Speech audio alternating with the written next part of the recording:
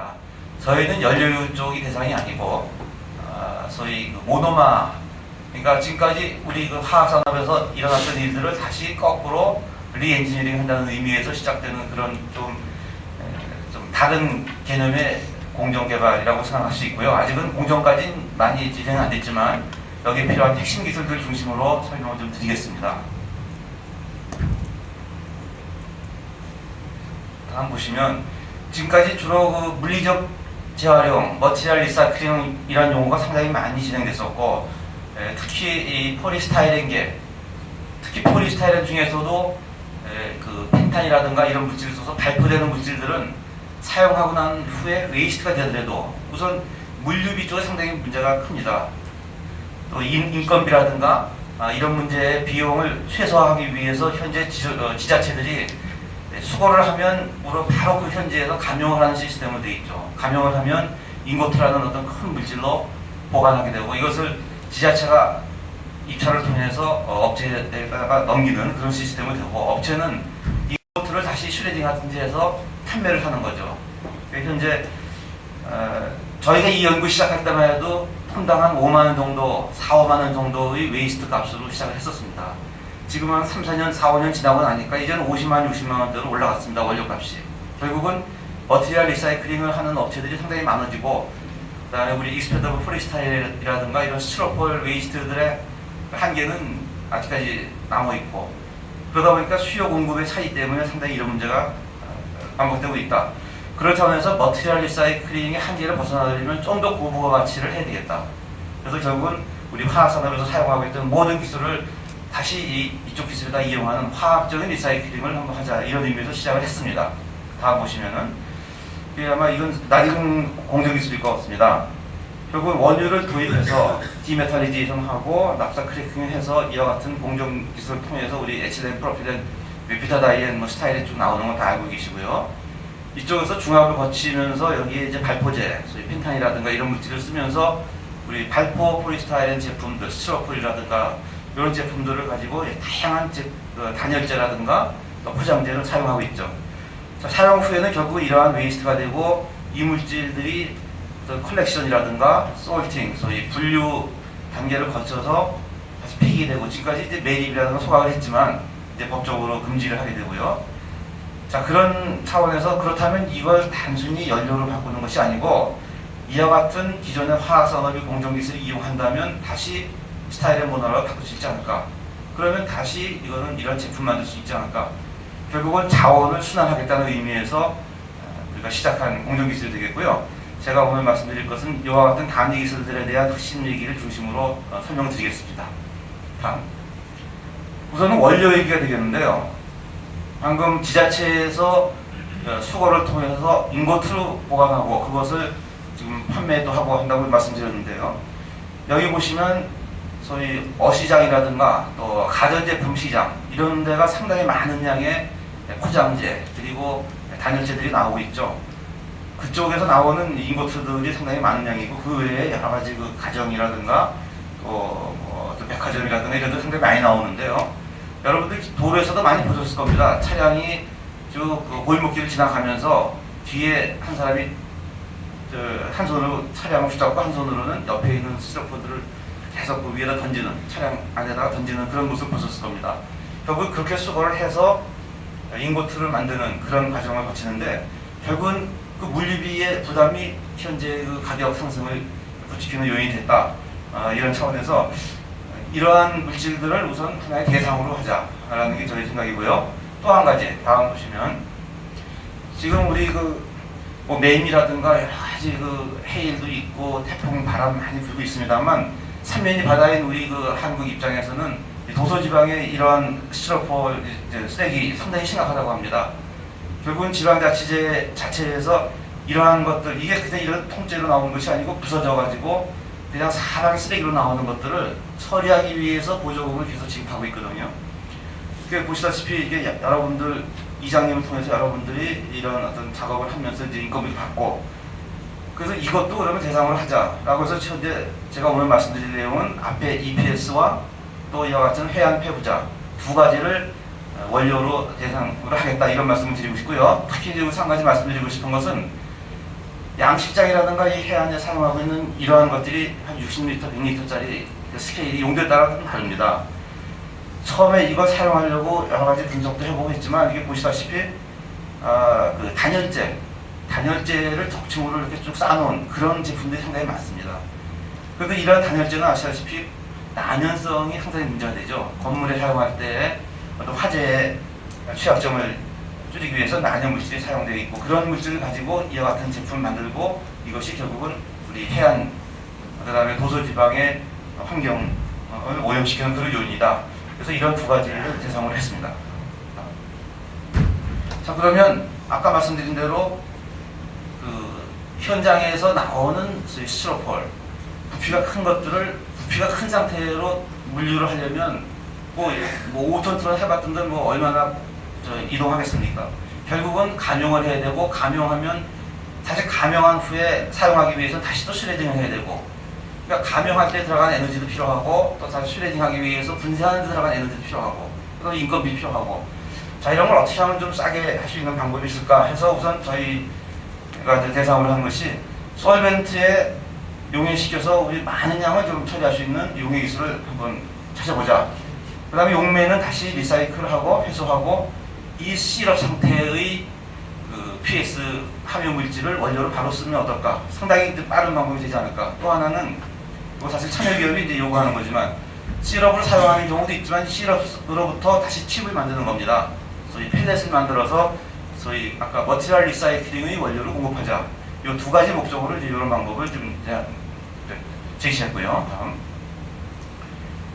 지금 그 말씀드린 그런 방법을 어떤 최적화하기 위해서는 결국은 용매를 어떤 용매를 써야 될 건가, 또 스티로폴 사이즈를 어느 정도 사이즈로 만들 건가, 어떤 형태로 만들 건가 따라서 용의 속도가 다르겠죠. 결국은 단위 용량의 뱃셀에 상당히 많은 양을 용해시키는 것이 우리 경제성하고 직결될 테니까.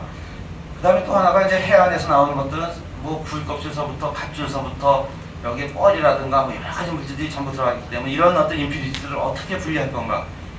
하여튼 그런 문제들을 저희가 많이 이제 고려를 했고, 그런 실험 데이터를 이미 학회 발표도 한 것들이 있고, 특허를 만든 것도 있고 그렇습니다. 그 오늘 결론적인 얘기들만 주로 이제 말씀드리려고 하는데요. 이것도 이제 솔벤트를 싱글 컴포넌트 소위 하이드로카본유 중에서 몇 가지에 대한 용해도 테스트를 한 거고, 요건 혼합 솔벤트에 대한 테스트를 한 거고요. 결국은 이 중에서 하이드로카본 쪽에 한 가지 물질을 가지고 하는 것이 좋겠다.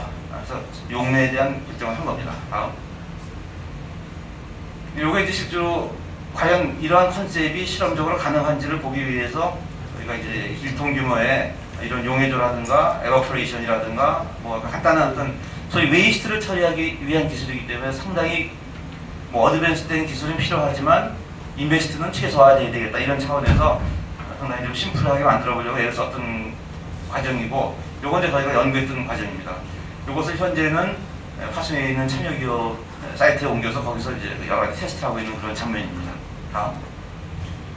아까 말씀드린 대로 시럽 상태로 우리 그 스타일 모노를 만드는 그 파이로리시스에 적용할 수도 있지만, 또 하나는 머티리얼 리사이클링을 하기 위해서 펠렛을 만드는 과정도 테스트를 했습니다.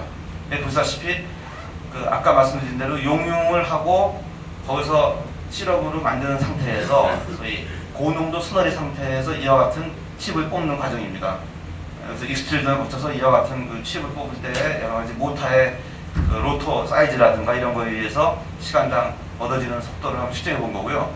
이와 같은 칩 상태로 나오는 것을 다음 단계에서, 다음 보시면 이렇게 그 어떤 그 카팅을 거치면서 이런 칩 펠렛 상태로 뽑는 그런 과정입니다. 여기서도 마찬가지로 이 옆에 있는 롤러의 사이즈에 따라서 그 시크니스라든가 또는 그 쉐이프 이런 것들을 정할 수 있게 됩니다. 다음. 자, 그러면 이러한 물질들은 우리 스타일의 모노마를 만드는데 어떠한 액티비티를 낼 건가? 사실은 처음에 이제 그 아까 열분의 통해서 연료유 만드는 쪽도 그렇지만 노 캐탈리스트, 넌 캐탈리틱으로 스타트를 한번 했습니다. 보시다시피 우리가 원하는 것이 이쪽 물질입니다. 그런데 아시다시피 알파벳 스타일은 또는 요 라이트한 성분들, 그리고 가장 문제가 되는 게 에틸벤젠. 에틸벤젠이라는 것은 한 7, 8도 정도의 그 베이퍼 프레셔 차이가 있는 물질이고요. 결국은 스타일에는 얻고 싶은데 이 에틸벤젠이 고순도를 만드는데 상당히 걸림돌이 됩니다. 결국은 세퍼레이션에 가장 큰 로드가 걸린다. 그래서 이쪽 물질을 최소화할 수 있는 기술이 우리가 최적화하는 방향이다. 이런 차원에서 촉매 스타디를 좀 했습니다. 요거는 좀 뒤에 다시 말씀드리지만, 하여튼 저희가 만든 촉매 또 다른 형태의 촉매, 요거는 아까 포장재와 단열재, 소위 난연재가 들어있는 경우와 없는 경우의 촉매 시스템이 변화가 되어야 된다. 촉매의 소위 포이즈닝을 리듀스하기 위해서 필요한 기술이다. 이런 설명을 드리고 좀 이따 다시 설명드리겠습니다. 다음. 지금 원료에 대한 말씀을 드렸고, 결국은 서머리를 해서 저희가 처리하는 기술을 다시 말씀드리면, 펠렛을 만들든가 인고트를 다시 슈레딩해서 이와 같은 슈레더를 거쳐서 일정한 사이즈의 칩을 익스트루전을 거치면 소리드 칩 자체가 결국은 이제 페이스 트랜지션이 되겠죠. 상변이가 돼서 유동성을 가진 상태에서 이제 리액터로 들어갑니다. 요 앞에 작은 형태는 사실은 난연재 물질 때문에 전처리를 하지 않으면 이쪽 메인 리액터에서 촉매의 그 비활성화가 일어나면서 어떤 그 프로덕티비티가 점점 떨어집니다. 그래서 사전에 이런 어떤 전처리를 거쳐서 메인 그 파이로리시스 하는 그런 공정이 되겠고요. 여기에서 베이퍼라이즈 되는 것은 결국 연료화를 시켜서 우리 스토리지를 시키고, 이 물질을 이제 우리 여기 컬럼 하나를 그렸습니다만, 우리가 그 28단의 그 증류탑 이런 것들을 설계를 했고, 여기에 이제 그 빅스패킹이라든가 이런 어떤 그 컨택 에피셔시가 높은 그런 와이어버즈 타입의 그 충진 물질을 써서 분리를 하는 그런 공정도가 되겠습니다. 다음. 아까 촉매 말씀드렸습니다만, 이건 사실은 이미 교과서에 나온 얘기입니다. 우리 납사 크래커 또는 프리드 캐탈리틱 크래킹 쪽에서 항상 촉매를 사용하는 이유가 뭡니까? 하이드로카본, 탄소와 하이드로젠 본드는 결국 열을 가하면 당연히 끊어지는데, 끊어지면 생성되는 물질은 라디칼이다. 라디칼이라는 것은 상당히 언스테이블하니까 우리가 원하지 않는 물질 쪽으로 계속 진행할 수 있는 그런 특성이 있고요. 자, 이걸 막기 위해서 결국은 캐탈리스트를 도입하는 것이 이제 우리 FCC에서 GSM5라든가 이런 디올라이트 물질을 사용한 그 표시가 되겠죠. 결국은 그런 물질 사용함으로 해서 중간체를 이오닉 메커니즘으로 분리시킨다. 그러면 캐타이온이냐 NiON이냐 어떤 것이 스테이블하냐에 따라서 저희 프로포즈에서는 이제 NiO 상태를 가는 것이 낫겠다. 결국 촉매성으로 해서 액티비티 에너지를 낮추는 동시에 인터미디트 자체를 상당히 안정한 물질로 끌고 감으로 해서 우리 원하는 물질의 시렉티비티를 높여주자. 이것이 저희들 전략입니다. 그 다음에 온도도 낮춰주고요. 다음. 그래서 아까 말씀드린 대로 우선 칩, 인고트에서 칩을 만들고 그것이 반응기로 들어가기 위해서는 어떤 상변이 일어나야 된다. 상변이 일어나려면 어느 정도의 온도가 중요할 것인가. 사실 이거 보면 이거 한 장으로 표시했습니다만, 요 전에 이런 타입 전에 여러 가지 타입을 제가 시도를 했었습니다. 특히 또 온도에 대한 것도 결국은 어떤 온도에서 우리가 디컴포즈가 안 일어나고 또 스타일린 자체는 중합으로 자라는 물질이고, 그러니까 그런 것들을 피할 수 있는 최적의 온도를 찾으려고 애를 썼는데요. 하여튼 온도별 테스트를 쭉 해보니까 여러 가지 이건 이제 이렇게 해서 용융시킨 후에 얻어진 분해 결과를 쭉 보는 거고요. 보시다시피 라이트한 성분들이 상당히 변화가 많은 그런 결과가 올 수 있었고, 결국은 우리가 210도에서 우선 물팅을 하고 반응은 380으로 가자. 이런 결론을 먼저 말씀드리겠습니다. 다음. 여기서도 이제 아까 앞에 방금 말씀드린 대로 반응 온도에 따라서 아까 210의 멜팅 온도에서 상전이를 하고, 그 다음에 촉매상에서의 반응 파이로리시스 거친 그때의 프로덕트 분포를 나타내는 겁니다. 보시다시피 380 정도를 지금 저희가 최적으로 잡고 있고요. 다음. 그 다음에 아까도 말씀드린 대로 어떤 촉매가 지금 시렉티비티를 높이는 데 가장 좋을 거냐, 산인가 아니면 알칼리 촉매인가 아니면 그 산점을 약간 죽인 어떤 중간 형태의 활성도를 갖는 것이 올 건가, 그래서 여러 가지 테스트를 했고요. 요건 사실 어프라이 캐탈에 이미 저희가 페이퍼라이즈 했고 특허에도 이미 나간 결과입니다. 이쪽에 써말은 이제 넌캐탈리틱이고 바리옥사이드 같은 건 상당히 한 20년, 30년 전에 이미 그 페이퍼상에도 프로포즈 했던 그런 촉매 시스템이고, 그래서 이제 이런 것들의 데이터를 좀 더 능가하는 촉매 찾아보려고 애를 썼었는데, 사실은 이쪽 촉매는 아이언 베이스 촉매에 대한 경험을 저희가 상당히 많이 가지고 있습니다. 또 아이언 베이스라는 것이 상당히 프라이스가 낮고, 그 다음에 이 아이언 베이스의 그 산점을 죽일 수 있는 그런 기술들을 저희 가지고 있고, 그래서 그런 어떤 촉매 시스템을 개발해서 이런 시렉티비티를 높이는 그런 결과를 얻을 수 있었다라는 말씀을 드리고 싶습니다. 다음. 그리고 이제 랩에서 테스트했던 것들을 킬러 베이스로 우리가 만들어야 되기 때문에 그때 사용한 공정 흐름입니다. 결국은 함침을 거치기 위해서 알칼리 메탈을 도핑하는 그런 과정을 통해서 믹싱과 에버프레이션을 거쳐서 헬사인을 거치는 그런 과정이 되겠습니다. 다음. 자, 하나가 아까 이제 저희가 두 가지 휘드를 대상으로 이런 기술을 만들고 싶다고 말씀드렸는데요. 결국은 이 연구를 시작하실 때 초기에 그 환경이 뭐였냐면 단일 배출원에서 나오는 것을 최대한 활용할 수 있는 그런 공정 기술을 만들자. 다양한 배출원에서 나오는 것을 원료로 한다면 상당히 여러 가지가 혼합되어 있는 경우고, 그렇다면 공정 기술 최적화가 상당히 어렵지 않느냐 해서 우선은 EPS를 중심으로 했었는데요. EPS도 아까 말씀드린 대로 포장재는 우리 그 단열성 그다음에 난연성 문제가 없지만 이 단열이 되면 난연성 문제가 항상 대두가 되고 같이 들어가는 경우에 촉매가 견디지 못합니다. 그래서 그런 촉매를 다시 찾기 위해서 이렇게 그 두 가지를 섞어서 포뮬레이션한 비율에 따라서 테스트를 해보고 또 이거 따로따로 넣었을 때 데이터도 비교해보고 했는데요. 결국은 여기 아마 요 데이터 두 개 보시면 될 것 같습니다. 요거는 단열재고요. 요게 단열재고 요거는 이제 포장재고. 결국은 기존에 저희 그 포타슘 프로모트한 촉매상에서는 이와 같이 상당히 떨어지는 그 결과를 얻을 수 있었는데 요것도 이제 모디피케이션 함으로 해서 이와 같이 증가가 됐다. 이런 결과를 말씀드리는 겁니다. 다음. 요건 뭐 결국은 난연 물질이 뭔가, 결국 난연 물질이라는 것은 우리 폴리스타이렌이라든가 PO 쪽에 지금 주로 사용하고 있는 그 헥사 브로모 사이클도데칸인데요. 뭐 이거는 뭐 아시다시피 170, 80도 정도의 웨이트 온도를 가지고 있고 흰색 분말.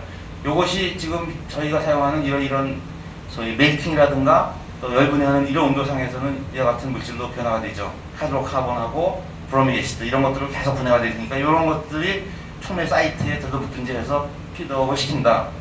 결국 활성을 나타내지 못하게 하니까 결국은 이런 것들을 죽일 수 있는 물질은 이런 물질을 중화시키는 어떤 촉매 시스템이 보완되어야 되겠다 해서 개발된 것이 그 크리트 1입니다. 다음. 사실은 이제 저희가 공정을 아직 완성은 못했습니다만 저희도 그동안 했던 연구를 스케일별로 한번 정리해 본 겁니다. 사실은 랩서부터 시작해서 저희도 벤치 스케일을 하고 현재는 하루 1톤짜리 에서 지금 그 각 공정 단위 공정별 연구하고 최적화를 하려고 이제 애를 쓰고 있고요. 사실 여기에서 이제 아까 그 앞에 연료유 만드는 연구를 발표하셨습니다만 저희도 상당히 히트랜스퍼 쪽이라든가 그다음에 잔사의 문제, 그다음에 공정이 연속적으로 돌아가는데 걸림돌 되는 그런 어떤 새로운 사실들을 많이 찾아내고 있습니다. 그래서 이런 것들을 지금 현재 보완하고 있는 노력을 하고 있고요. 여기 뭐 촉매 사용량이라든가 원료 들어가는 양이라든가 이런 것들은 좀 패실리티 캐파에 따라서 좀 차이가 있고요. 다음.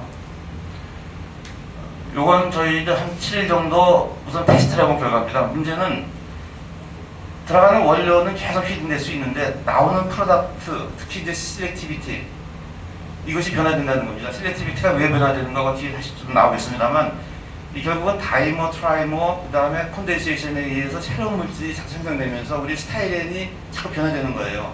그러면 그런 사이드 리액션이 일어나지 않게끔 우리 공정을 유도해야 되겠다. 그 다음에 그 요인 중에 하나가 바로 그 다이머라든가 트라이머 이런 콘덴세이션 물질들이 레이지드로 자꾸 존재를 하니까 그러면 리액션 시스템에서 그런 것들을 최대한 제거를 하면서 공정을 운영하는 것이 좋겠다. 이런 어떤 아이디어를 얻게 됐습니다. 다음.